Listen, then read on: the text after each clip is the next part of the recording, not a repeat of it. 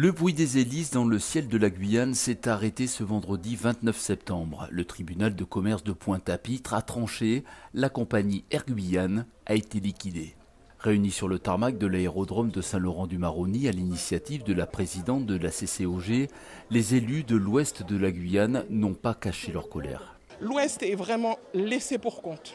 Et là, c'est quelque chose qui nous touche profondément parce que les gens qui décident ou qui prennent décision de dire dans un mois vous aurez quelque chose, oublient qu'on parle de l'humain, oublient qu'on parle des personnes et que ce n'est pas entendable. S'il y a des solutions dans certaines situations extrêmes, aujourd'hui c'est une situation extrême, il faut trouver des solutions, que ce soit avec l'État, avec la CTG.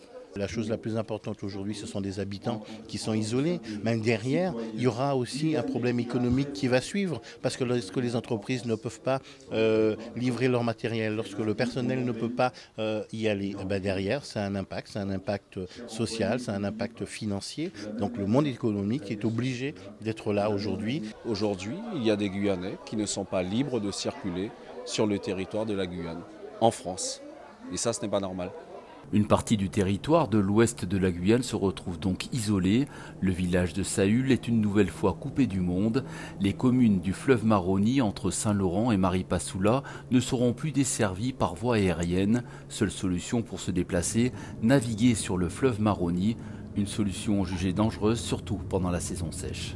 Le niveau du Maroni est actuellement très bas, on ne peut pas franchir les seaux et donc du coup les habitants sont dans l'embarras sans aucune solution à ce jour.